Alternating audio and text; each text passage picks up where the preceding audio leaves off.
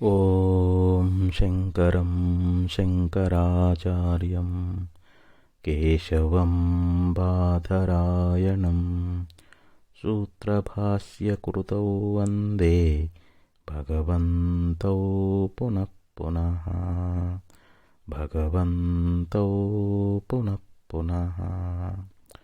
ಶ್ರೀಮಚ್ಛಂಕರ ಭಗವತ್ಪಾದಾಚಾರ್ಯರ, ಜಗದ್ಗುರು ಸಿದ್ಧಾರೂಢ ಮಹಾಸ್ವಾಮಿಗಳವರ, ಜಗದ್ಗುರು ಭಾರತೀಯಪ್ಪಾಜಿಯವರ ಪವಿತ್ರ ಚರಣಾರವಿಂದಗಳಲ್ಲಿ ಅನಂತ ಕೋಟಿ ಶಿರಸಾಷ್ಟಾಂಗ ಪ್ರಣಾಮವನ್ನು ಸಲ್ಲಿಸುತ್ತೇನೆ.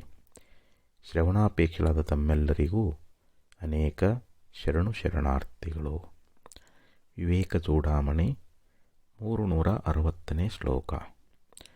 ಯಥಾ ಸುವರ್ಣಂ ಪುಟಪಾಕಶೋಧಿತಂ ತ್ಯಕ್ತ್ವಾ ಮಲಂ ಸ್ವಾತ್ಮಗುಣಂ ಸಮೃಚ್ಯತಿ ತಥಾ ಮನಸ್ಸತ್ವರಜಸ್ತಮೋಮಲಂ ಧ್ಯಾನೇನ ಸಂತ್ಯಜ್ಯ ಸಮೇತಿ ತತ್ವಂ.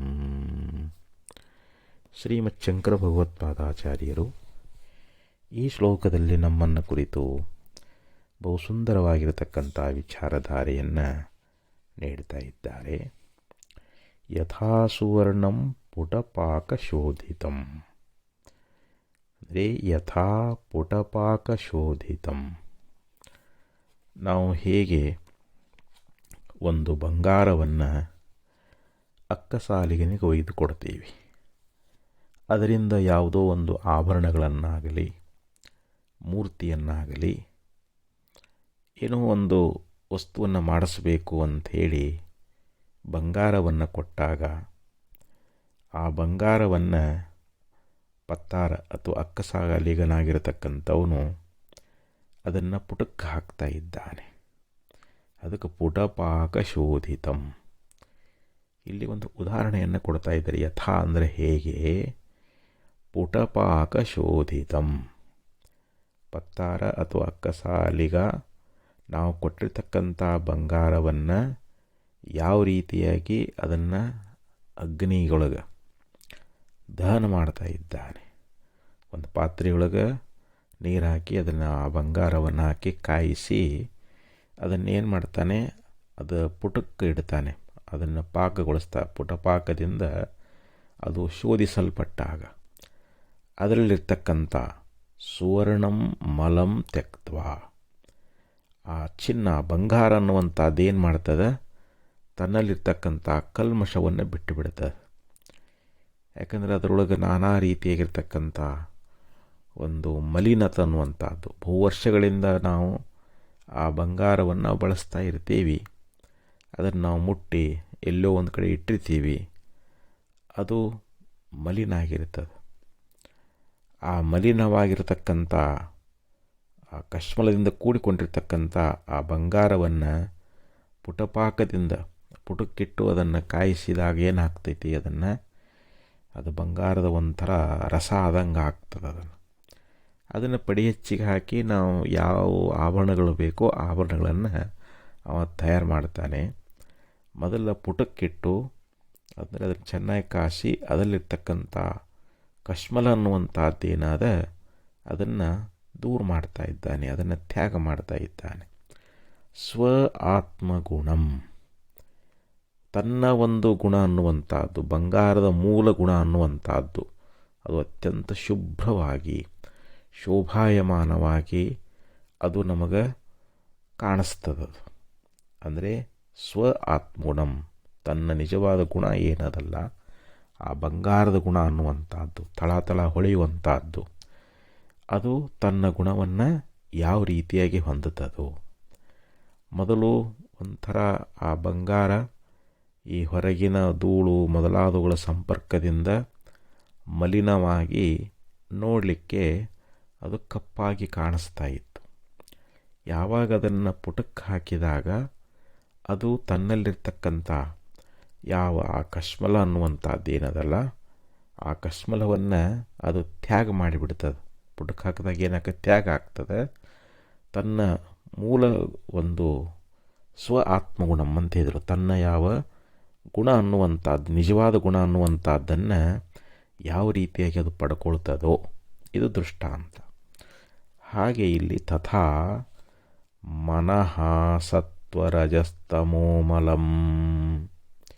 ಹಾಗೆ ನಮ್ಮ ಮನಸ್ಸು ಕೂಡ ಏನದ ಅಂತಂದರೆ ನಮ್ಮಲ್ಲಿ 3 ಗುಣಗಳದಾವ. ಒಂದು ಸತ್ವಗುಣ, ಮತ್ತೊಂದು ರಜೋಗುಣ, ಇನ್ನೊಂದು ತಮೋಗುಣ. ಇದು ತ್ರಿಗುಣಾತ್ಮಕದಿಂದ ನಮ್ಮ ಮನಸ್ಸನ್ನುವಂಥದ್ದೇನಾಗ್ತದೆ ಅಂತಂದರೆ ಇದು ಕಶ್ಮಲ ಆಗಿಬಿಡ್ತದೆ, ಇದು ಮಲಿನ ಆಗಿಬಿಡ್ತದೆ. ಈ ಸತ್ವ ರಜ ತಮ ಅನ್ನುವಂಥ ಈ 3 ಮಲಿನಗಳೇನದಾವಲ್ಲ, ಇವುಗಳನ್ನು ನಾವು ಏನು ಮಾಡಬೇಕು ಅಂದರೆ ಧ್ಯಾನೇನ ಸಂತ್ಯಜ್ಯ. ನಾವು ಧ್ಯಾನವನ್ನು ಮಾಡುವುದರಿಂದ, ಆತ್ಮಧ್ಯಾನವನ್ನು ಮಾಡಬೇಕಂತಾರೆ. ನಾವು ಶಾಸ್ತ್ರಗಳಿಂದ ಗುರುಗಳಿಂದ ಕೇಳಿ ನಾವು ಏನು ತಿಳ್ಕೊಂಡಿರ್ತೇವಲ್ಲ, ನಮ್ಮ ನಿಜವಾದ ಪರಮಾತ್ಮ ಅಥವಾ ಆತ್ಮನ ಒಂದು ಸ್ವರೂಪದ ಧ್ಯಾನದಲ್ಲಿ ನಮ್ಮ ಮನಸ್ಸು ಮಗ್ನ ಆಯಿತು ಅಂತಂದರೆ ನಮ್ಮ ಮನಸ್ಸಿನಲ್ಲಿ ಬಂದು ಸೇರಿರ್ತಕ್ಕಂಥ ಯಾವುದು ಸತ್ವ ರಜ ತಮ ಅನ್ನುವಂಥ 3 ಗುಣಗಳು. ಸತ್ವಗುಣ ಅಂತಂದರೆ ನಾವು ಶಾಸ್ತ್ರದಲ್ಲಿ ಕೇಳ್ಕೊಂಡು ಬರ್ತೀವಿ.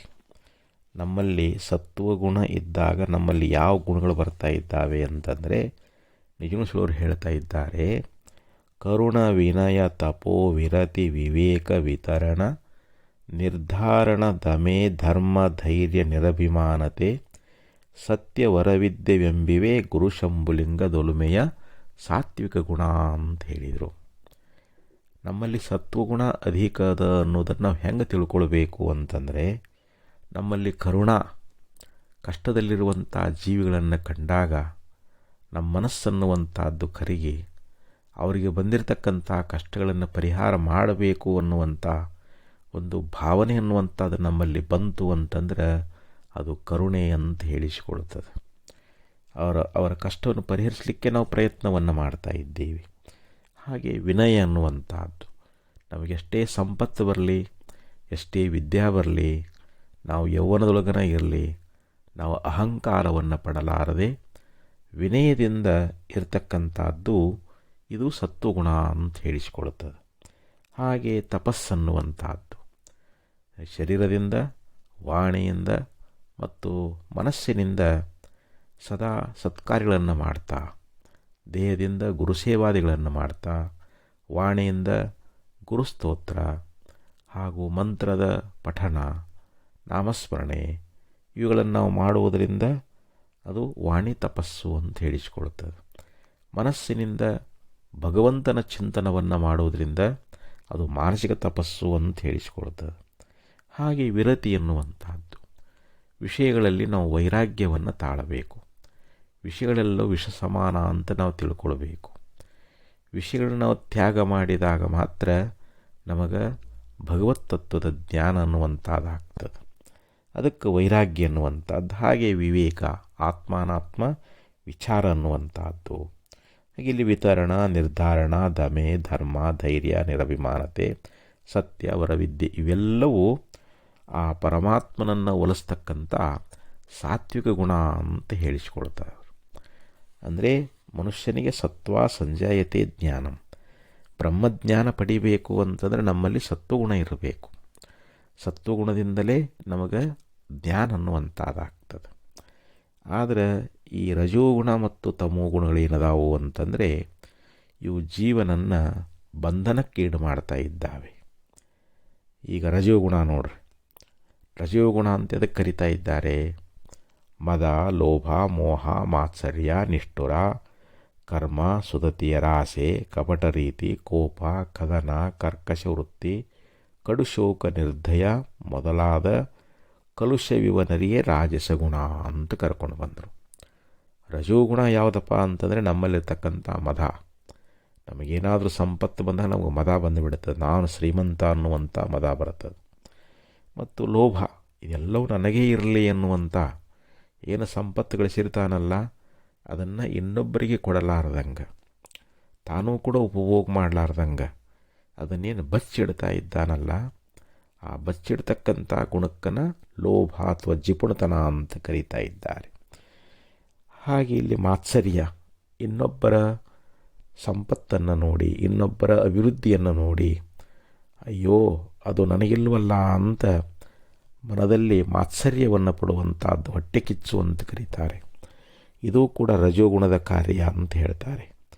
ಹಾಗೆ ಇಲ್ಲಿ ನಿಷ್ಠುರತೆಯಾಗಲಿ, ನಿಷ್ಠುರ ಕರ್ಮಗಳಾಗಲಿ, ಸುದತಿಯರ ಆಸೆ, ಪರಸ್ತ್ರೀಯರ ಅಪೇಕ್ಷೆ ಎನ್ನುವಂಥದ್ದಾಗಲಿ, ಕಪಟ ರೀತಿ ಆಗಲಿ, ಕೋಪ ಅಂತಂದರೆ ಸಿಟ್ಟು, ಮತ್ತು ಕದನ ಅಂತಂದರೆ ಏನು ಜಗಳ, ಮತ್ತು ಕರ್ಕಶ ವೃತ್ತಿ, ನಮ್ಮನ ವೃತ್ತಿ ಎನ್ನುವಂಥದ್ದು ಕರ್ಕಶವಾಗಿತ್ತು ಅಂತಂದರೆ, ಮತ್ತು ಹೆಚ್ಚಿನ ದುಃಖ ಅನ್ನುವಂಥದ್ದು, ನಿರ್ದಯ ಅನ್ನುವಂಥದ್ದು, ಇವೆಲ್ಲವೂ ರಜೋಗುಣದಿಂದ ಹುಟ್ಟತಕ್ಕಂಥ ಗುಣಗಳು ಅಂತ ಹೇಳಿಸಿಕೊಳ್ತಾ ಇದ್ದಾವೆ. ಹಾಗೆ ಇಲ್ಲಿ ತಮೋಗುಣ. ತಮೋಗುಣ ಅಂತ ಯಾವುದಕ್ಕೆ ಕರೀತಾರೆ ಅಂತಂದರೆ ನಿಜಗುಣೇಶ್ವರರು ಹೇಳ್ತಾ ಇದ್ದಾರೆ, ಒಡಲು ತಾನೆಂದರಿಯುವುದೇ ಮಂದಮತಿ, ಮೋಸ ಜಡಭಾವ ನಿದ್ರೆ ನಿಷೇಧ ಕರ್ಮಾಳಿ, ಬಿಡದಲಸತೆ ಚಪಲತ್ವ ಹಿಡಿದು ವೃಥಾ ಕೆಡುವ ತನುವನೇ ಕೂಡಿಹುದು ತಾಮಸ ಗುಣ ಅಂತ ಹೇಳಿದರು. ತಮೋಗುಣ ಅಂತಂದ್ರೆ ಏನು? ಈ ಶರೀರ ನಾನಂತ ತಿಳ್ಕೊಳ್ಳೋದು. ಆಮೇಲೆ ಮೋಸ, ಜಡಭಾವ, ಜಡವಾಗಿರ್ತಕ್ಕಂಥ ದೇಹದಲ್ಲಿ ನಾನು ಅನ್ನೋದೇ ಇದು ಜಡಭಾವ ಅಂತ ಹೇಳಿಸ್ಕೊಳ್ತದೆ. ಮತ್ತು ಯಾವಾಗಲೂ ನಿದ್ರೆ, ವೇದ ಯಾವುದನ್ನು ಮಾಡಬಾರ್ದು ಅಂತ ಹೇಳ್ತದೆ ಆ ನಿಷೇಧವಾದ ಕರ್ಮಗಳನ್ನು ಮಾಡಲಿಕ್ಕೆ ತೊಡಗುವಂಥದ್ದು. ಮತ್ತು ಈ ರೀತಿಯಾಗಿರ್ತಕ್ಕಂಥ ಗುಣಗಳೇನದಾವು ಅಂತಂದರೆ ಇದು ತಮೋಗುಣ ಅಂತ ಹೇಳಿಸಿಕೊಳ್ಳುತ್ತದೆ. ಈ ಮೂರೂ ಗುಣಗಳೇ ಇಲ್ಲಿ ಕಶ್ಮಲಗಳಾಗಿದ್ದಾವೆ ಅಂತ. ನಮ್ಮ ಮನಸ್ಸಿನಲ್ಲಿ ಸತ್ವ ರಜಸ್ ತಮೋ ಗುಣಗಳ ಒಂದು ಕಶ್ಮಲ ಅನ್ನುವಂಥದ್ದು ತುಂಬಿಕೊಂಡದು. ಇವು ಹೋಗಬೇಕಂತಾರೆ. ನಮ್ಮ ಮನಸ್ಸಿನಲ್ಲಿರ್ತಕ್ಕಂಥ ಸತ್ವ ರಜ ತಮ ಗುಣಗಳಿಂದ ಹುಟ್ಟತಕ್ಕಂಥ ಏನು ಇಲ್ಲಿವರೆಗೆ ಹೇಳಿರ್ತಕ್ಕಂಥ ಗುಣಗಳದಾವಲ್ಲ, ಇವು ಹೆಂಗೆ ಹೋಗ್ತಾವೆ? ಯಾಕಂದರೆ ಆತ್ಮ ನಿರ್ಗುಣ ಸ್ವರೂಪದಾನ, ಅವನಲ್ಲಿ ಯಾವ ಗುಣಗಳು ಇಲ್ಲ. ಆ ಆತ್ಮನನ್ನು ನಾವು ಮನಸ್ಸಿನಿಂದ ತಿಳ್ಕೊಳ್ಬೇಕಾಗಿತ್ತು ಅಂತಂದರೆ ನಮ್ಮ ಮನಸ್ಸಿನಲ್ಲಿರ್ತಕ್ಕಂಥ ಈ ಮೂರು ಗುಣಗಳಿಗೆ ಸಂಬಂಧಪಟ್ಟಿರ್ತಕ್ಕಂಥ ಕಶ್ಮಲ ಅನ್ನುವಂಥದ್ದೇನಾದ ಇದು ಧ್ಯಾನದಿಂದ ಕಳ್ಕೊಳ್ಬೇಕಂತಾರೆ. ಆ ಪರಮಾತ್ಮನ ಧ್ಯಾನ ಮಾಡುವುದರಿಂದ ಈ ಕಶ್ಮಲ ಅನ್ನುವಂಥದ್ದು ಇದು ಹೊರಟು ಹೋಗಿಬಿಡ್ತದೆ. ಅದರಾಗ ಮತ್ತು ಅವಾಗ ಏನಾಗ್ತದೆ ಅಂತಂದರೆ ಹೇಳ್ತಾರೆ ಅವರು, ಧ್ಯಾನೇನ ಸಂತ್ಯಜ್ಯ ತತ್ವಂ ಸಮೇತಿ.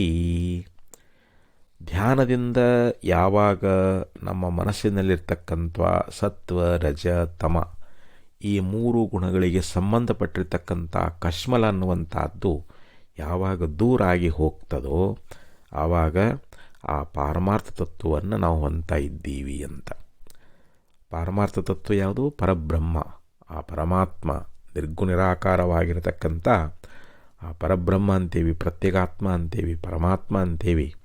ಆ ಪರಮಾತ್ಮ ನಾವು ಹೊಂದಬೇಕಾಗಿತ್ತು ಅಂತಂದರೆ ನಾವು ಧ್ಯಾನವನ್ನು ಮಾಡ್ತಾ, ಧ್ಯಾನ ಮಾಡೋದರಿಂದ, ಆ ಪರಮಾತ್ಮನ ಚಿಂತನವನ್ನು ಮಾಡೋದರಿಂದ ನಮ್ಮ ಮನಸ್ಸು ಪರಿಶುದ್ಧವಾಗಿ, ಅಂದರೆ ಸತ್ವರಜ ತಮ ಗುಣಗಳಿಗೆ ನಮ್ಮ ಮನಸ್ಸಿನಲ್ಲಿ ಅವಕಾಶ ಕೊಡಲಾರ್ದಂಗೆ, ಅವು ನಮ್ಮ ಮನಸ್ಸಿನಲ್ಲಿ ಪ್ರವೇಶ ಆಗಲಾರ್ದಂಗೆ ಸತ್ವಾದಿ ಗುಣಗಳನ್ನು ನಾವು ದೂರ ಮಾಡಿಕೊಂಡು ಧ್ಯಾನವನ್ನು ಮಾಡಿದ್ದೀವಿ ಅಂತಂದರೆ ಆವಾಗ ಆ ಪಾರಮಾರ್ಥ ತತ್ವ ಅಂದರೆ ಪರಬ್ರಹ್ಮ ಸ್ವರೂಪದ ಪ್ರಾಪ್ತಿ ಎನ್ನುವಂಥದ್ದು ನಮಗೆ ಆಗ್ತದೆ ಅನ್ನುವಂಥ ಮಾತನ್ನು ಆಚಾರ್ಯರು ಇಲ್ಲಿ ಒಂದು ದೃಷ್ಟಾಂತವನ್ನು ಕೊಟ್ಟು ಹೇಳಿದರು.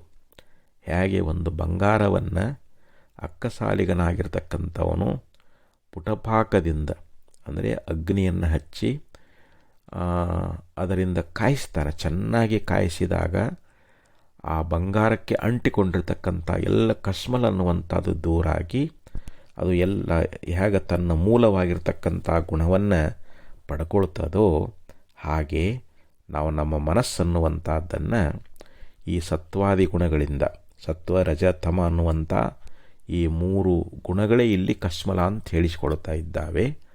ಇವುಗಳನ್ನು ನಾವು ಕಳ್ಕೊಳ್ಬೇಕು ಅಂತಂದರೆ ಅಲ್ಲಿ ಹೆಂಗೆ ಬಂಗಾರ ಪುಟಕ್ಕಿಡ್ತಾರಲ್ಲ ಹಂಗೆ ನಮ್ಮ ಯಾವ ಮನಸ್ಸನ್ನುವಂಥದ್ದನ್ನು ಧ್ಯಾನದಿಂದ ಆ ತ್ರಿಗುಣಗಳಿಂದ ಉಂಟಾಗಿರ್ತಕ್ಕಂಥ ಗುಣಗಳೇನದಾವಲ್ಲ ಅವುಗಳನ್ನು ಬಿಟ್ಟಾಗ ಮಾತ್ರ ತತ್ವಂ ಸಮೇತಿ, ಆ ಪಾರಮಾರ್ಥ ತತ್ವ ಅನ್ನುವಂಥದ್ದನ್ನು ನಾವು ಇಲ್ಲಿ ಮನಸ್ಸು ಹೊಂದುತ್ತದ ಅನ್ನುವಂಥ ಮಾತನ್ನು ಈ ಒಂದು ಶ್ಲೋಕದಲ್ಲಿ ಹೇಳಿಕೊಂಡು ಬಂದರು. ಮುಂದಿನ ಶ್ಲೋಕದಲ್ಲಿ ಹೇಳ್ತಾರೆ, ನಿರಂತರಭ್ಯಾಸವಶಾತ್ತದಿತ್ತಂ ಪಕ್ವಂ ಮನೋ ಬ್ರಹ್ಮಣಿ ಲೀಯತೆ ಯದಾ ತದಾ ಸಮಾಧಿ ಸವಿಕಲ್ಪವರ್ಜಿತಃ ಸ್ವತೋದ್ವಯಾನಂದರಸಾನುಭಾವಕಃ.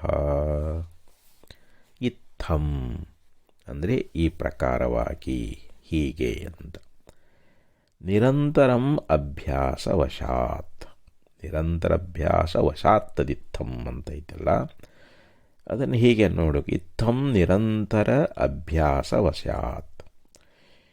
ಪೂರ್ವದಲ್ಲಿ ಹೇಳಿದ ಪ್ರಕಾರವಾಗಿ ನಾವು ನಿರಂತರವಾಗಿ ಬರೇ ಒಂದು ದಿವಸ ಮಾಡಿ ಒಂದು ವಾರ ಬಿಟ್ಟರೆ ಆಗೋದಿಲ್ಲ, ಅಥವಾ ಒಂದು ತಾಸು ಮಾಡಿ ಮತ್ತೆ ನಾವು ಪ್ರಪಂಚದ ವಿಷಯಗಳಲ್ಲಿ ಲೋಲುಪ್ತರಾದೀವಿ ಅಂತಂದ್ರೂ ಆಗಂಗಿಲ್ಲ. ನಿರಂತರ ಅಂದ್ರೇನು? ಕ್ಷಣ ಕ್ಷಣಕ್ಕೂ, ಪ್ರತಿ ಕ್ಷಣಕ್ಕೂ ಕೂಡ ನಮ್ಮ ಮನಸ್ಸು ಆ ಪರಮಾತ್ಮನ ಧ್ಯಾನದಲ್ಲೇ ಮಗ್ನ ಆಗಬೇಕು ಅಂತ ಹೇಳ್ತಾರೆ. ನಿರಂತರ ಅಭ್ಯಾಸವಶಾತ್, ನಿರಂತರವಾಗಿ ಆ ಧ್ಯಾನದ ಒಂದು ಅಭ್ಯಾಸವಶದಿಂದ ನಾವು ಧ್ಯಾನವನ್ನು ಮಾಡ್ತಾ ಮಾಡ್ತಾ ಅದು ಅಭ್ಯಾಸ ಆಗಬೇಕಂತಾರೆ.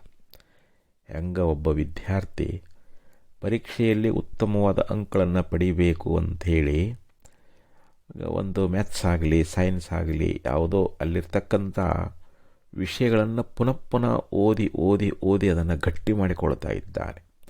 ಅಲ್ಲಿ ಎಂಥ ಪ್ರಶ್ನೆಗಳು ಬಂದರೂ ಕೂಡ ಅದನ್ನು ಉತ್ತರ ಬರೆದು ನಾನು ಅದರಲ್ಲಿ ಉತ್ತಮ ಅಂಕಗಳನ್ನು ಪಡಿಬೇಕು ಅಂಥೇಳಿ ಪುನಃ ಪುನಃ ಹೆಂಗೆ ಅಧ್ಯಯನ ಮಾಡ್ತಾನೋ, ಅಭ್ಯಾಸ ಮಾಡ್ತಾ ಇರ್ತಾನೋ, ಹಾಗೆ ಇಲ್ಲಿ ನಾವು ನಿರಂತರವಾಗಿ ಧ್ಯಾನಾಭ್ಯಾಸದ ಮೂಲಕವಾಗಿ ಧ್ಯಾನವನ್ನು ಮಾಡ್ತಾ, ನಿರಂತರ ಅಂತಾರೆ ಸತತ, ಯಾವಾಗಲೂ ಹಗಲು ರಾತ್ರಿ ಎನ್ನದೇ ಸದಾ ಎಚ್ಚರಿಕೆ ವಹಿಸಿ ನಾವು ಏಕಾಂತದಲ್ಲಿದ್ದುಕೊಂಡು ಆ ಪರಮಾತ್ಮನ ಧ್ಯಾನದ ಅಭ್ಯಾಸ ಮೂಲಕವಾಗಿ ಅಭ್ಯಾಸವಶದಿಂದ ತತ್ ಮನಃ ಪಕ್ವಂ ಯದಾ ಬ್ರಹ್ಮಣಿ ಲೀಯತೆ, ಆ ಮನಸ್ಸನ್ನುವಂಥದ್ದು ಪಕ್ವವಾಗಿ ಬಿಡ್ತದೆ. ಧ್ಯಾನ ಮಾಡ್ತಾ ಮಾಡ್ತಾ ಮನಸ್ಸನ್ನುವಂಥದ್ದೇನಾಗ್ತದೆ ಅಂತಂದರೆ ಪಕ್ವವಾಗ್ತದೆ.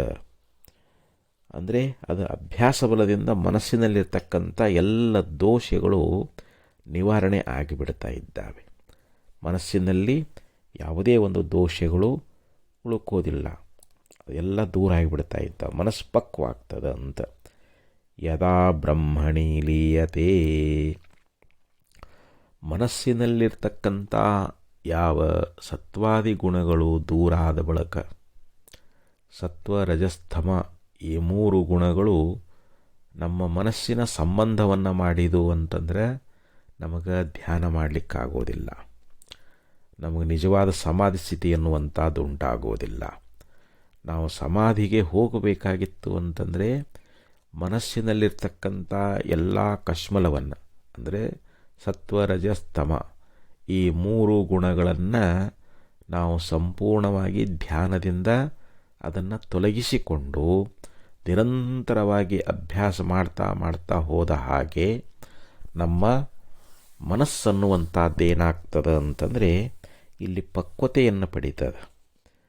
ಆವಾಗದು ಬ್ರಹ್ಮದೊಳಗೆ ಲಯ ಆಗ್ತದೆ ಅಂತ. ಯಾವಾಗ ನಮ್ಮ ಮನಸ್ಸು ಬ್ರಹ್ಮದೊಳಗೆ ಬೃಹದ್ರೂಪವಾಗಿರ್ತಕ್ಕಂಥ ಯಾವ ನಮ್ಮ ಪ್ರತ್ಯೇಕಾತ್ಮ ಸ್ವರೂಪದಲ್ಲಿ ಅಥವಾ ಪರಬ್ರಹ್ಮ ಸ್ವರೂಪದಲ್ಲಿ ನಮ್ಮ ಮನಸ್ಸನ್ನುವಂಥದ್ದನ್ನು ನಾವು ಲಯಗೊಳಿಸಬೇಕು. ಮನಸ್ಸು ಆ ಬ್ರಹ್ಮದಲ್ಲಿ ಲಯವನ್ನು ಯಾವಾಗ ಪಡಿತದೋ ತದಾ ಸ್ವತಃ ಅದ್ವಯಾನಂದರಸ ಅನುಭಾವಕಃ. ಬ್ರಹ್ಮದೊಳಗೆ ಮನಸ್ಸು ಲಯ ಆದಾಗಲೇ ನಮಗೆ ತಾನೇ ಇಲ್ಲಿ ಆ ಬ್ರಹ್ಮಾನಂದದ ಒಂದು ರಸಾನುಭೂತಿ ಎನ್ನುವಂಥದ್ದು, ಆ ಬ್ರಹ್ಮಾನಂದದ ರಸ ಅನ್ನುವಂಥದ್ದೇನದಲ್ಲ, ಅದು ನಮ್ಮ ಅನುಭವಕ್ಕೆ ಬಂದು ಅದು ನಿರ್ವಿಕಲ್ಪಕ ಸಮಾಧಿಯನ್ನು ಪಡ್ಕೊಳ್ತದೆ ಅಂತ. ಅದೇ ನಿರ್ವಿಕಲ್ಪಕ ಸಮಾಧಿ ಆಗ್ತದೆ ಅಂತ ಹೇಳ್ತಾ ಇದ್ದಾರೆ.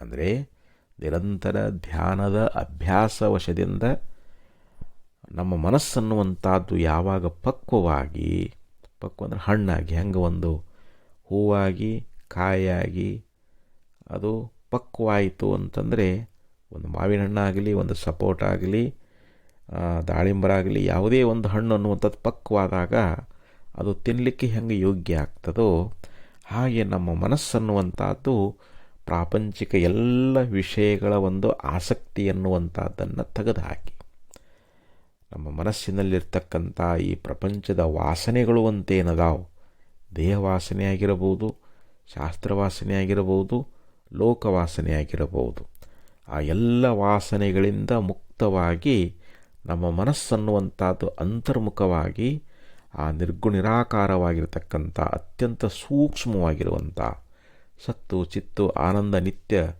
ರಸರೂಪವಾಗಿರುವಂಥ ಅಖಂಡ ಪರಬ್ರಹ್ಮ ಸ್ವರೂಪ ಅನ್ನುವಂಥದ್ದೇನಾದ ಅದು ಸ್ವಯಂ ಪ್ರಕಾಶವಾಗಿರತಕ್ಕಂಥದ್ದು. ಆ ಬ್ರಹ್ಮದೊಳಗೆ ಯಾವಾಗ ನಮ್ಮ ಮನಸ್ಸನ್ನುವಂಥದ್ದು ಲಯ ಆಯಿತು ಅಂತಂದರೆ ಆವಾಗ ನಮಗೆ ಬ್ರಹ್ಮ ಪ್ರಾಪ್ತಿ ಆಗ್ತದೆ. ಅವಾಗೇನಾಗ್ತದೆ, ಬ್ರಹ್ಮಾನಂದ ರಸದ ಒಂದು ಅನುಭವಕ್ಕೆ ಕಾರಣವಾಗಿರತಕ್ಕಂಥ ಅದು ನಿರ್ವಿಕಲ್ಪಕ ಸಮಾಧಿ ಆಗ್ತದೆ ಅಂತ ಹೇಳ್ತಾರೆ. ಅಂದರೆ ಅಲ್ಲಿ ನಿರ್ವಿಕಲ್ಪ ಅಂದರೆ ಏನು, ಅಲ್ಲಿ ಯಾವ ಕಲ್ಪನೆಗಳಿಲ್ಲ. ಸಮಾಧಿಯೊಳಗೆ ಹೋದಾಗ ಮನಸ್ಸಿನಲ್ಲಿ ಯಾವುದೇ ದೇಹದ ಕಲ್ಪನೆಯಾಗಲಿ, ಪ್ರಪಂಚದ ವಿಷಯಗಳ ಚಿಂತನವಾಗಲಿ, ಅಥವಾ ಇನ್ನೊಂದು ಏನಾದರೂ ಅಲ್ಲಿ ಕಲ್ಪನೆಗಳು ಉಳ್ಕೊಂಡಾವೇನು ಅಂತಂದರೆ ಇಲ್ಲ. ಯಾಕಂದರೆ ಧ್ಯಾನ ಮಾಡ್ತಾ ಮಾಡ್ತಾ ಮನಸ್ಸೇನಾಗಿಬಿಟ್ಟದ, ಆ ಸ್ವಯಂ ಪ್ರಕಾಶವಾಗಿರತಕ್ಕಂಥ ಬ್ರಹ್ಮದೊಳಗೆ ನಮ್ಮ ಮನಸ್ಸು ಸಂಪೂರ್ಣ ಲಯ ಆಗಿ ಹೋಗಿಬಿಟ್ಟದ. ಹೆಂಗೆ ನಾವು ಗಾಢ ನಿದ್ರೆಗೆ ಹೋದಾಗ, ನಾವು ನಿದ್ರಾನುಭವ, ಗಾಢ ನಿದ್ರೆಗೆ ಹೋದಾಗ ನಮಗೆ ಈ ಹೊರಗಿನ ಪ್ರಪಂಚದ ಯಾವುದಾದ್ರೂ ನಮಗೆ ಜ್ಞಾನ ಅದೇನು ಅಂತಂದರೆ ಇಲ್ಲ. ನಮಗೆ ಶರೀರದ ಕಲ್ಪನೆಯೇ ಇರೋದಿಲ್ಲ. ಈ ಸ್ಥೂಲ ಶರೀರದ ಕಲ್ಪನೆ ಇರ್ತದೇನು ಗಾಢ ನಿದ್ರೆಯಲ್ಲಿ ಅಂತಂದರೆ ಇಲ್ಲ.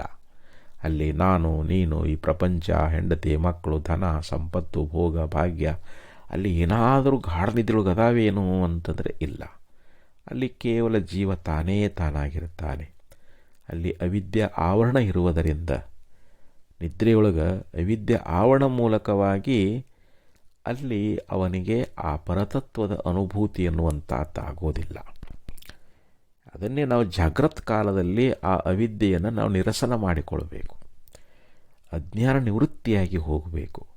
ಇದರಿಂದ ಬ್ರಹ್ಮಜ್ಞಾನದಿಂದ, ಗುರುಗಳ ಉಪದೇಶದಿಂದ ನಮಗೆ ಬಂದಿರತಕ್ಕಂಥ ಅಜ್ಞಾನದ ಆವರಣ ಅನ್ನುವಂಥದ್ದು ಯಾವಾಗ ಸಂಪೂರ್ಣವಾಗಿ ನಾಶ ಆಗಿ ಹೋಗಿಬಿಡುತ್ತದೆ, ಆವಾಗ ನಮಗೆ ಆತ್ಮದರ್ಶನ ಆಗ್ತದೆ, ಆತ್ಮ ಸಾಕ್ಷಾತ್ಕಾರ ಅನ್ನುವಂಥದ್ದಾಗ್ತದೆ. ಹೆಂಗೆ ಸೂರ್ಯ ಉದಯ ಆದ ಅಂತಂದರೆ ಆವರಿಸಿರ್ತಕ್ಕಂಥ ಕತ್ತಲೆ ಹೆಂಗೆ ದೂರಾಗಿ ಹೋಗಿಬಿಡ್ತದೋ ಹಂಗೆ ಇಲ್ಲಿ ಜ್ಞಾನ ಅನ್ನುವಂಥದ್ದು ನಮ್ಮ ಹೃದಯದೊಳಗೆ ಜ್ಞಾನ ಸೂರ್ಯ ಉದಯಿಸಿದಾಗ ಅಜ್ಞಾನ ಅನ್ನುವಂಥ ಕತ್ತಲೆ ಅನ್ನುವಂಥದ್ದು ಅದು ಜ್ಞಾನೋದಯ ಸಮಕಾಲದಲ್ಲಿನೇ, ಸೂರ್ಯೋದಯ ಸಮಕಾಲದಲ್ಲಿನೇ ಹೆಂಗೆ ಕತ್ತಲೆ ದೂರ ಆಗ್ತದೋ ಹಂಗೆ ಜ್ಞಾನೋದಯ ಸಮಕಾಲದಲ್ಲಿಯೇ ಅಜ್ಞಾನದ ನಿವೃತ್ತಿ ಆಗ್ತದೆ. ಇದನ್ನು ನಾವು ಜಾಗ್ರದಲ್ಲಿ ಮಾಡ್ಕೋಬೇಕು. ಇದನ್ನು ನಾವು ಸ್ವಪ್ನದಲ್ಲಿ ಮಾಡ್ಕೊಳ್ಳಿಕ್ಕಾಗೋದಿಲ್ಲ, ನಿದ್ರೆಯೊಳಗೂ ಮಾಡ್ಕೊಳ್ಳಿಕ್ಕಾಗೋದಿಲ್ಲ. ಈಗ ನಾವು ನಿರ್ವಿಕಲ್ಪಕ ಸಮಾಧಿಯನ್ನು ಹೊಂದಬೇಕು. ನಿಜವಾದ ನಿರ್ವಿಕಲ್ಪಕ ಸಮಾಧಿ ಯಾವುದು ಅಂತಂದರೆ ಆ ಬ್ರಹ್ಮಾನಂದ ರಸದ ಅನುಭವವನ್ನು ನಾವು ಮಾಡಿಕೊಂಡಾಗ ಕೇವಲ ಅದ್ವೈತ ಸ್ವರೂಪವಾಗಿರತಕ್ಕಂಥ ಆ ಪರಬ್ರಹ್ಮ ವಸ್ತು ಅನ್ನುವಂಥದ್ದೇನಾದ ಅದರೊಳಗೆ ನಮ್ಮ ಮನಸ್ಸನ್ನುವಂಥದ್ದು ಲಯ ಆಗಿ ಹೋಯಿತು ಅಂತಂದರೆ ಆ ಸಮಯದೊಳಗೆ ನಮಗೆ ಅಂಥ ಬ್ರಹ್ಮಾನಂದ ರಸದ ಒಂದು ಅನುಭವ ಅನ್ನುವಂಥದ್ದನ್ನು ನಾವು ಪಡ್ಕೊಳ್ತಾ ಇದ್ದೀವಿ ಅಂಥೇಳಿ ಇಲ್ಲಿ ಆಚಾರ್ಯರು ನಿರಂತರ ಅಭ್ಯಾಸವಶಾತ್ ತದಿತ್ತಂ ಪಕ್ವಂ ಅನುಬ್ರಹ್ಮಣಿ ಲೀಯತೆ ಯಥಾ ತದಾ ಸಮಾಧಿ ಸವಿಕಲ್ಪವರ್ಜಿತ ಸ್ವತೋದ್ವಯಾನಂದ ರಸಾನುಭಾವಕ. ನೋಡ್ರಿ, ಈ ಒಂದು ಶ್ಲೋಕದಲ್ಲಿ ಎಷ್ಟು ಸುಂದರವಾಗಿ ನಮಗೆ ಆಚಾರ್ಯ ಹೇಳಿದರು ಅಂತಂದರೆ, ಸತತ ದಿನನಿತ್ಯ ಬಿಡದೆ ನಾವು ನಿರಂತರವಾಗಿ ನಮ್ಮ ಮನಸ್ಸನ್ನುವಂಥದ್ದನ್ನು ನಾವು ಅಭ್ಯಾಸ ಮಾಡಲಿಕ್ಕೆ ಹಚ್ಚಬೇಕಿದನ್ನು, ಅಂದರೆ ಧ್ಯಾನ ಮಾಡಲಿಕ್ಕೆ ಹಚ್ಚಬೇಕಿದನ್ನು. ಅಂದರೆ ನಮ್ಮ ನೇತ್ರವನ್ನು ಬಂದ್ ಮಾಡಿಕೊಂಡು ಹೊರಗಿನ ಶ್ರೋತ್ರಗಳು ಕೂಡ ಹೊರಗಿನ ಶಬ್ದ ಕೇಳಲಾರದಂತೆ ಆ ಶ್ರೋತ್ರಗಳನ್ನು ಕೂಡ ನಾವು ಅಂತರ್ಮುಖ ಮಾಡಿಕೊಂಡು ನಮ್ಮ ಮನಸ್ಸು ಹೊರಗಿನ ಪ್ರಪಂಚದ ಯಾವುದೇ ವಿಷಯಗಳನ್ನು ಚಿಂತನೆ ಮಾಡದಂತೆ ಕೇವಲ ಅಲ್ಲಿ ಅಹಂ ಬ್ರಹ್ಮಾಸ್ಮಿ, ನಮ್ಮ ವೃತ್ತಿ ಹೇಗಿರಬೇಕು, ನಾನು ಶುದ್ಧ ಪರಬ್ರಹ್ಮ ಸ್ವರೂಪನೇ ಇದ್ದೇನೆ, ನಾನು ಈ ದೇಹವಲ್ಲ, ನಾನು ಇಂದ್ರಿಯಗಳಲ್ಲ, ನಾನು ಮನೋಬುದ್ಧಿಯಾದಿಗಳಲ್ಲ, ಇವೆಲ್ಲವೂ ಜಡಗಳಾಗಿದ್ದಾವೆ, ಇವುಗಳನ್ನು ಅರಿತಕ್ಕಂಥ ಸಾಕ್ಷಿ ಪ್ರತ್ಯೇಗಾತ್ಮನೇ ನಾನಿದ್ದೇನೆ, ನಾನು ಸ್ವಯಂ ಪ್ರಕಾಶಿದ್ದೇನೆ ಅಂದರೆ ಜ್ಞಾನ ಸ್ವರೂಪನಿದ್ದೇನೆ, ನಾನು ಆನಂದ ಸ್ವರೂಪನಿದ್ದೇನೆ ಅಂತ ಹೀಗೆ ಅನುಸಂಧಾನವನ್ನು ಮಾಡ್ತಾ ಮಾಡ್ತಾ ಮಾಡ್ತಾ ಮನಸ್ಸು ಆ ಆತ್ಮನ ಒಂದು ಧ್ಯಾನದೊಳಗೆ ಅದು ನಿರಂತರ ಅಭ್ಯಾಸ ಮೂಲಕವಾಗಿ ಆ ಮನಸ್ಸಿನಲ್ಲಿ ಒಂದು ಪಕ್ವತೆ ಎನ್ನುವಂಥದ್ದು ಬರ್ತದೆ. ಮನಸ್ಸು ಯಾವಾಗ ಪಕ್ವ ಆಯಿತು ಅಂತಂದರೆ ಆ ಪರಬ್ರಹ್ಮ ಸ್ವರೂಪದಲ್ಲಿ ಮನಸ್ಸು ಲಯವನ್ನು ಪಡೀತದೆ. ಮನಸ್ಸು ಯಾವಾಗ ಅದರ ಲಯ ಆಯಿತು ಅಂತಂದರೆ ಅಲ್ಲಿ ಬ್ರಹ್ಮಾನಂದದ ಒಂದು ರಸ ಅನ್ನುವಂಥದ್ದೇನದು, ಆ ಬ್ರಹ್ಮಾನಂದದ ರಸದ ಅನುಭವವನ್ನು ಮಾಡಿಕೊಳ್ತದೆ. ಅದೇ ಇಲ್ಲಿ ಒಂದು ನಿರ್ವಿಕಲ್ಪಕ ಸಮಾಧಿ ಅಂತ ಹೇಳಿಸಿಕೊಳ್ತದೆ. ಆ ಬ್ರಹ್ಮಾನಂದ ರಸದ ಯಾವ ಅನುಭವ ಅನ್ನುವಂಥದ್ದು ನಮಗುಂಟಾಯಿತು ಅಂತಂದರೆ ಇದಕ್ಕನ ನಿರ್ವಿಕಲ್ಪಕ ಸಮಾಧಿ ಅಂತ ಕರೀತಾರೆ. ಎಲ್ಲ ಕಲ್ಪನೆಗಳು ಅಡಿಗೆ ಹೋಗ್ತಾವೆ. ಅಲ್ಲಿ ದೇಹ ಸಂಬಂಧ ಆಗಲಿ ಹೊರಗಿನ ಪ್ರಪಂಚದ ವಿಷಯಕವಾಗಿ ಆಗಲಿ ಯಾವ ಕಲ್ಪನೆಗಳು ಉಳಿಯದೆ ನಿರ್ವಿಶೇಷವಾಗಿರತಕ್ಕಂಥ ನಿರಾಕಾರವಾಗಿರ್ತಕ್ಕಂಥ ಅದ್ವಯವಾಗಿರುವಂಥ ಆ ಅಖಂಡ ಪರಬ್ರಹ್ಮ ಸ್ವರೂಪ ಅನ್ನುವಂಥದ್ದೇನಾದ ಆ ಬ್ರಹ್ಮದಲ್ಲಿ ನಮ್ಮ ವೃತ್ತಿ ಎನ್ನುವಂಥದ್ದು ಧ್ಯಾನ ಮಾಡ್ತಾ ಮಾಡ್ತಾ ನಮ್ಮ ವೃತ್ತಿ ಅಲ್ಲಿ ಲಯ ಆಗಿ ಹೋಯಿತು ಅಂತಂದರೆ ಅಲ್ಲಿ ಕೇವಲ ಆನಂದ ಸಾಗರದೊಳಗೆ ತೇಲಾಡ್ತಾ ಇದ್ದಾನೆ, ಅವನು ಜೀವನ್ಮುಕ್ತನಾಗಿ ಹೋಗಿಬಿಡ್ತಾ ಇದ್ದಾನೆ ಅಂತ ಹೇಳಿ ಈ ಒಂದು ಶ್ಲೋಕದಲ್ಲಿ ಆಚಾರ್ಯರು ನಮಗೆ ಭಾಳ ಸುಂದರವಾಗಿ ಹೇಳಿಕೊಂಡು ಬಂದರು. ಅದಕ್ಕೆ ಮತ್ತೆ ಮುಂದಿನ ಶ್ಲೋಕದಲ್ಲಿ ಕೂಡ ಹೇಳ್ತಾ ಇದ್ದಾರೆ, ಸಮಾಧಿನಾನೇನ ಸಮಾಪ್ತ ಸಮಸ್ತ ವಾಸನಾ ಗ್ರಂಥೇರ್ವಿನಾಶೋಖಿಲ ಕರ್ಮನಾಶಃ ಅಂತರ್ಬಹಿ ಸರ್ವತ ಏವ ಸರ್ವಧಾ ಸ್ವರೂಪ ವಿಸ್ಫೂರ್ತಿರಯತ್ನತ ಸ್ಯಾತ್. ನೋಡ್ರಿ, ಅನೇನ ಸಮಾಧಿನ ಸಮಸ್ತ ವಾಸನಾ ಗ್ರಂಥೇ. ನೋಡ್ರಿ, ಈ ಒಂದು ನಿರ್ವಿಕಲ್ಪಕ ಸಮಾಧಿಯಿಂದ ಸಮಸ್ತ ವಾಸನಾ ಗ್ರಂಥಿ ಅಂತ ನಮ್ಮ ಶರೀರದಲ್ಲಿ ನಮ್ಮ ಅಂತಃಕರಣದಲ್ಲಿರ್ತಕ್ಕಂಥ ಅನೇಕ ವಾಸನೆಗಳು, ಸಮಸ್ತ ವಾಸನೆಗಳು ಅಂದರೆ ದೇಹ ವಾಸನೆ, ಶಾಸ್ತ್ರ ವಾಸನೆ, ಲೋಕವಾಸನೆ, ಎಲ್ಲ ವಾಸನಾ ಗ್ರಂಥಿ ಅನ್ನುವಂಥದ್ದು ಸಂಪೂರ್ಣವಾಗಿ ನಾಶ ಆಗಿ ಹೋಗಿಬಿಡ್ತದೆ. ಅಂದರೆ ಅಲ್ಲಿ ಯಾವ ವಾಸನೆ ಉಳಿಯುವುದಿಲ್ಲ. ಪ್ರತಿಯೊಂದು ದೇಹ ವಾಸನೆ ಹೊರಟು ಹೋಗ್ತದೆ, ಶಾಸ್ತ್ರ ವಾಸನೆಯೂ ಹೋಗ್ತದೆ ಮತ್ತು ಲೋಕವಾಸನೆ ಇವೆಲ್ಲ ನಾಶಿಯಾಗಿ ಹೋಗ್ತಾ ಇದ್ದಾವೆ. ಆಮೇಲೆ ಹೇಳ್ತಾರೆ ಅಖಿಲ ಕರ್ಮ ನಾಶ. ಇವನು ಪೂರ್ವದಲ್ಲಿ ಮಾಡಿರ್ತಕ್ಕಂಥ ಸಮಸ್ತ ಕರ್ಮಗಳು, ಸಂಚಿತ ಕರ್ಮಗಳು ಅಂತೇನದಾವ, ಕೆಲವೊಂದು ಕರ್ಮಗಳು ಈಗ ಪ್ರಾರಬ್ಧ ಭೋಗವನ್ನು ಕೊಡಾಕತ್ತಾವ. ಈಗೇನು ನಮಗೆ ಭೋಗ ಕೊಡಾಕತ್ತಾವಲ್ಲ ಇದಕ್ಕೆ ಪ್ರಾರಬ್ಧ ಕರ್ಮ ಅಂತ ಕರೀತಾರೆ. ಇನ್ನೂ ಕೆಲವು ಕರ್ಮಗಳು ಅವು ಸಂಚಿತವಾಗಿ ಹಂಗೆ ಅದಾವೆ. ಭಗವಂತ ಆ ಕರ್ಮದ ಫಲವನ್ನು ಮತ್ತೆ ಮುಂದಿನ ಜನ್ಮದಲ್ಲಿ ಕೊಡ್ತಾನವ. ಆ ಸಂಚಿತ ಕರ್ಮಗಳೇನದಾವು ಅಂತಂದರೆ ಇವು ಕೂಡ ಜನ್ಮಕ್ಕೆ ಕಾರಣ ಆಗ್ತಾವೆ. ಅಂಥ ಸಮಸ್ತ ಕರ್ಮಗಳ ನಾಶ ಅನ್ನುವಂಥದ್ದು ಅದು ಕೂಡ ಆಗ್ತದೆ ಅಂತ. ತತ್ವಜ್ಞಾನ ಆಯಿತು ಅಂತಂದರೆ ಅದಕ್ಕೆ ಬಿದ್ಯತೆ ಹೃದಯ ಗ್ರಂಥಿ, ಚಿದ್ಯಂತೆ ಸರ್ವ ಸಂಶಯ, ಕ್ಷೀಯಂತೆ ಚಾಸ್ಯ ಕರ್ಮಾಣಿ. ಭಗವಂತ ಅಲ್ಲಿ ಉಪನಿಷತ್ತು ಹೇಳಿದಂತೆ ಇಲ್ಲಿ ಜ್ಞಾನ ಅನ್ನುವಂಥ ಅಗ್ನಿ ಏನು ಮಾಡ್ತದೆ ಅಂತಂದರೆ ಅವನು ಮಾಡಿರ್ತಕ್ಕಂಥ ಸಮಸ್ತ ಕರ್ಮಗಳನ್ನು ಅದು ನಾಶ ಮಾಡಿಬಿಡ್ತದೆ. ಜ್ಞಾನಾಗ್ನಿ ಸರ್ವಕರ್ಮಾಣಿ ಭಸ್ಮಸಾತ್ ಕುರುತೆ ಅರ್ಜುನ. ಹೇ ಅರ್ಜುನ, ಜ್ಞಾನ ಅನ್ನುವಂಥ ಅಗ್ನಿ ಸಮಸ್ತ ಕರ್ಮಗಳನ್ನು ಸುಟ್ಟು ಬಿಡ್ತದೆ ಅಂಥೇಳಿ ಭಗವಂತನು ಕೂಡ ಹೇಳಿಕೊಂಡು ಬಂದಾನ. ಅಂತಹ ಬಹಿ ಸರ್ವತ ಏವ ಅಂದರೆ ಒಳಗೂ ಹೊರಗೂ ಎಲ್ಲ ಕಡೆಗಳಲ್ಲಿಯೂ ಇಲ್ಲಿ ಅಯತ್ನತಃ ಸರ್ವದಾ ಅಯತ್ನತಃ ಸ್ವರೂಪ ವಿಸ್ಫೂರ್ತಿ ಸ್ಯಾತ್. ನೋಡಿರಿ, ಯಾವಾಗಲೂ ಕೂಡ ಯಾವ ಪ್ರಯತ್ನ ಇಲ್ಲದೆ ಅವನ ಒಂದು ಆತ್ಮಸ್ವರೂಪದ ಒಂದು ಪ್ರಕಾಶ ಎನ್ನುವಂಥದ್ದು ಉಂಟಾಗ್ತದೆ ಅಂತ ಹೇಳ್ತಾರೆ. ನಮ್ಮ ಆತ್ಮಸ್ವರೂಪದ ಒಂದು ಪ್ರಕಾಶ ಎನ್ನುವಂಥದ್ದು ಅದು ಯಾವ ಯತ್ನವೂ ಇಲ್ಲದೆ, ಅಂದರೆ ಯಾವ ವಾಸನಾತ್ರಗಳ ನಾಶ ಆಗಿ ಹೋಗಿಬಿಟ್ಟು ಅಂತಂದರೆ, ನಾವು ಮಾಡಿರ್ತಕ್ಕಂಥ ಸಕಲ ಕರ್ಮಗಳ ನಾಶ ಆಯಿತು ಅಂತಂದರೆ ಆವಾಗ ನಾವು ಏನು ಪ್ರಯತ್ನ ಮಾಡಬೇಕಾಗಿಲ್ಲ. ಒಳಗೋ ಹೊರಗು ನಮ್ಮ ವೃತ್ತಿ ಒಳಗೆ ಹೋಗಲಿ ಹೊರಗೆ ಹೋಗಲಿ ಎಲ್ಲ ಕಡೆಯಲ್ಲಿಯೂ ಆ ಆತ್ಮಸ್ವರೂಪದ ಪ್ರಕಾಶವೇ ನಮಗೆ ಕಾಣಿಸ್ತದೆ. ಆತ್ಮ ಪ್ರಕಾಶದ ಒಂದು ಸ್ವರೂಪ ಅನ್ನುವಂಥದ್ದು ನಮಗೆ ಉಂಟಾಗ್ತದೆ ಅನ್ನುವಂಥ ಮಾತನ್ನು ಈ ಒಂದು ಶ್ಲೋಕದಲ್ಲಿ ಆಚಾರ್ಯ ಹೇಳ್ತಾರೆ. ಅದಕ್ಕೆ ಅನೇನ ಸಮಾಧಿನ ಸಮಸ್ತ ವಾಸನ ಅಂತ ಈ ಒಂದು ಸಮಾಧಿ ಅಭ್ಯಾಸದಿಂದ, ಸಮಾಧಿಯಲ್ಲಿ ನಾವು ಹೋಗುವುದರಿಂದ ನಮ್ಮಲ್ಲಿರ್ತಕ್ಕಂಥ ಸಮಸ್ತ ವಾಸನಾ ಗ್ರಂಥಿ ಅನ್ನುವಂಥದ್ದು ಇದು ನಾಶ ಆಗಿ ಹೋಗಿಬಿಡ್ತದೆ. ಸಂಚಿತ, ಪ್ರಾರಬ್ಧ, ಆಗಾಮಿ ಅನ್ನುವಂಥ ಏನು 3 ಕರ್ಮಗಳದಾವಲ್ಲ, ಅದರಲ್ಲಿ ಪ್ರಾರಬ್ಧ ಭೋಗ ಅದು ಭೋಗ ಇರೋ ತನಕ ಶರೀರ ಇರ್ತದೆ, ಅದು ಭೋಗ ಕಟ್ಟೋದು ನಾಶ ಆಗಿ ಹೋಗಿಬಿಡ್ತದೆ.